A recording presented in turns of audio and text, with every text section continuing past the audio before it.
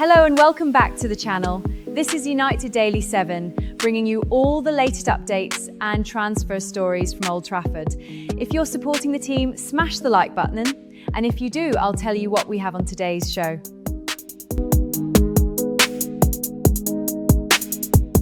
After months of uncertainty, questions over his future refuse to go away, and with his reported £350,000 a week wages continuing to dominate the conversation, many fans are asking whether Rashford has become an expensive problem that United simply can't move on from.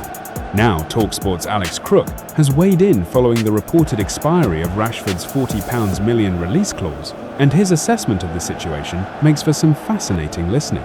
We're about to play you exactly what Alex Crook had to say, and then we'll break down the biggest talking points, what they could mean for Manchester United, and whether there's any realistic route back for Marcus Rashford. About Marcus Rashford, one of England's goal scorers at the World Cup, scored in that 4-2 opening victory against Croatia. Still a Manchester United player under contract until 2028. Do you think this will happen? His salary of around about £325,000 a week makes him United's top earner. He was on loan at Barcelona last season. He wanted to join them permanently, but they've signed Anthony Gordon for £70 million instead. Does beg the question, what does the future hold for Rashford? My understanding is that he ideally would still like to leave United, still not particularly happy with the hierarchy there over the What do you think about this? circumstances of his departure this time last year. And while there is a slim chance that Michael Carrick reintegrates him into his first team squad, I think United ideally would like to sell as well. In my notebook on the TalkSport website today, I talk about Fenerbahce in Turkey being interested, but Rashford doesn't seem particularly keen on that move. Do you think this will happen? Let me know in the comments. It all feels a little bit like limbo, Kev.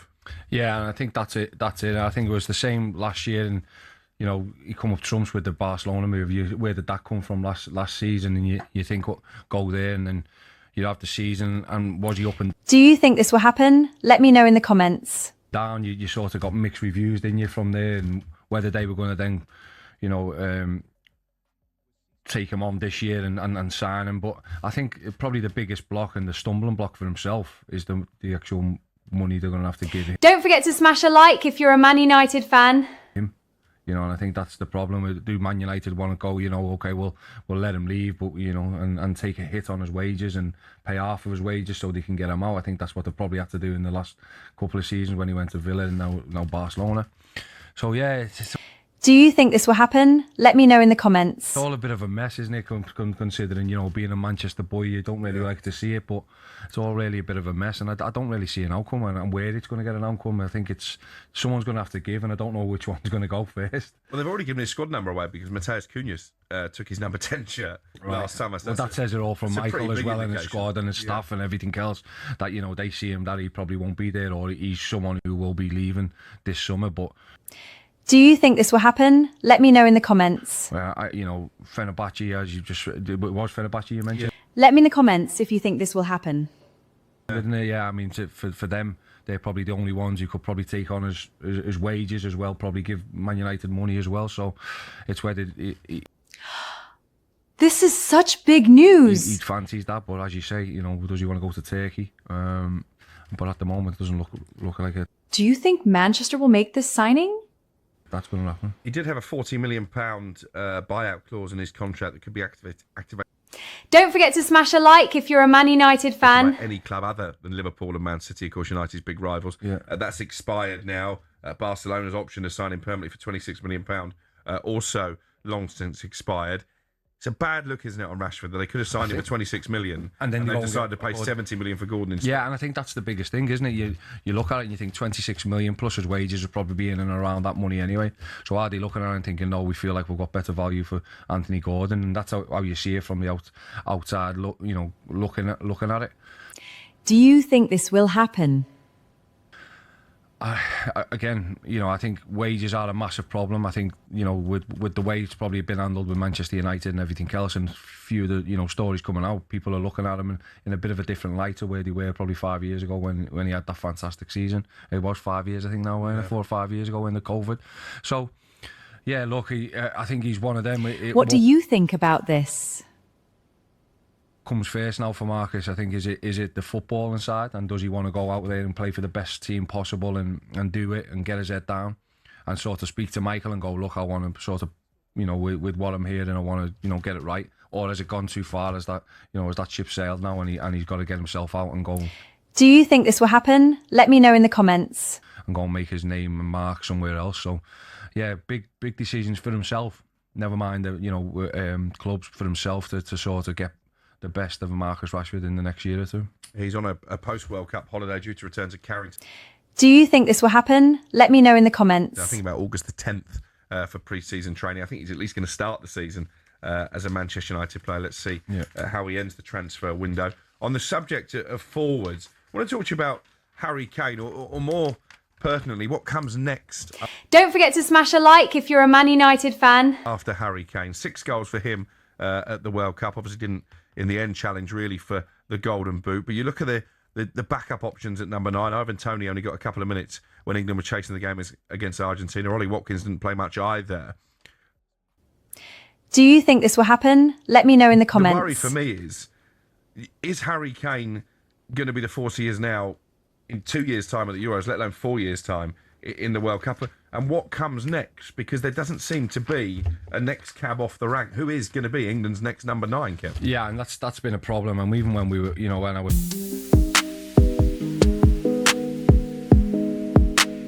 We've still got loads to come. Let us know what you think in the comments. And here is what's coming up next. Dane Scarlett and Will Lancashire are doing the 20s. So these are the lads who you've got, who are probably the number 9s coming through the FA at this moment in time, but they're not people who are standing out and going, we can take over and take the mantelpiece, and take the mantle off Harry Kane. So, yeah, worrying times. Do you think this will happen?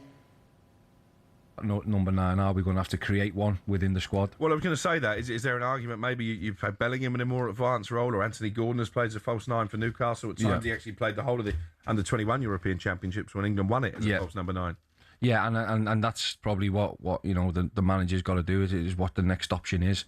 But let's not take away from. What do you think about this? What Harry Kane's doing at this moment in time. It is a worry in the next couple of years because, as you just said, 34 in the next tournament, 36 in the next World Cup. That's probably going to be probably a bit too far for Harry, I should imagine, unless you see what he's done over the last year or two in Germany. If he can continue to get them. Do you think this will happen? Let me know in the comments. Numbers, then you won't be taking it away. But I think he probably, if he's going to go in 4 years' time, there'll be more to come on and sort of affect the game, if you like. So, yeah, worrying times for that number 9, I think. And I'm not too sure who's now. Do you think this will happen? Let me know in the comments. The standout, candidate to take over the mantle of it. And I think we might have to be a little bit... cute and with it, and let's see what's the space. Don't forget to smash a like if you're a Man United fan. How will Ollie Watkins and Ivan Toney be feeling after their World Cup summer? I think Watkins came on in the game against Ghana 0-0, and obviously Toney thrust on at the end against Argentina when Thomas Tuchel was desperate by that stage, but they'll be frustrated when they're not. Do you think this will happen? Let me know in the comments. Without a shadow of a doubt, Harry Kane wasn't rested more. Yeah, well, not only that, I just think there's moments where you could, you can get him off the field when you're winning, and it's not going to really take away from what Ollie and what Ivan could do, and I think that's the biggest thing. So when we see him in the Argentina game getting late on, I thought it was a real shoe-in. I know he's a penalty taker, he's a bit more man for the moment, but Ollie Watkins has done it. Do you think this will happen? Let me know in the comments. In the Euros, got us back in. Scored. Let me in the comments if you think this will happen. A great goal, decent enough signing, but would have given us pace to go in behind the Argentinians, as well as Ivan Toney playing off someone. So we had chances, not This is such big news. Opportunities to put them in, but I think there's a thing with. Do you think Manchester will make this signing? Harry, that we don't seem to be able to take him off the field, and a field manager. Don't forget to smash a like if you're a Man United fan. Feel that pressure a bit sometimes, and when you've got quality of what we had on the bench, I think we've got to make them big decisions, and that what we were all expecting from Thomas, and I think that's where he's probably getting heavily criticised from. Another player who didn't play a single minute was Kobbie Mainoo, left out of the third place game with a back injury. Seemed to cut a very frustrated figure even in those post-game celebrations when the England players were very strange for me, this one, Crookie, to take someone and not even give them an opportunity, especially because Deck was really Do you think this will happen? struggling. You know, you could see that really long season, emotionally as well as physically. You know, you could see that. I could see that within Deck. You know, and then he picked up. You know, he had that neural problem with his hamstring, which is they're never nice. They're never nice. And Deck is not one to complain. So I know that's a real problem. You know, obviously back issues, everything else with all the travel and all that type of stuff. Then he picks up a bug. What do you think about this? To not then put another centre midfielder into that position who's been there and at the second half of the season what he did for Manchester United, I just found it really strange. And I think these are probably the things when they have reviewed and they've questioned, these are the questions which Thomas is going to have to answer. You know, why did that happen? Why wasn't that? You know, and I think. Do you think this will happen? Let me know in the comments.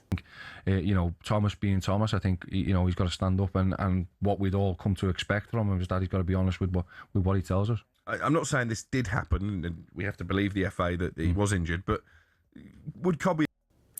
Do you think this will happen? Let me know in the comments. Within his rights, if he was going to play a part in that third place game, and say, do you know what? You've not picked me all tournament. You're probably not going to pick me for your next squad. I don't want to risk an injury. I'm out. Well, I'd be very surprised because it's your country, isn't it? And it's a third, you know, it's a chance to be. Don't forget to smash a like if you're a Man United fan. And sort of showcase your ability and sort of go, right, you should play me, yeah, and prove them wrong. And I think if you've got the character where you're looking at it and going, oh, I'm not going to chance it, I think that's not the character that I want to see on the football pitch playing in England. Do you think this will happen? Let me know in the comments. I think it's the one where I want to see him go and watch this.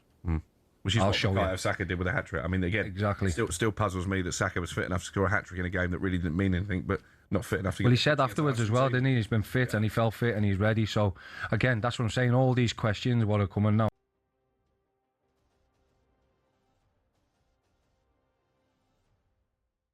Thanks for watching today's Man United transfer news. Now, we'd love to hear from you. Who do you think should sign? Let us know your thoughts in the comments below. We're back to even more Man United news, transfer space, and all the good stories from around the football world. Till next time, thanks for watching.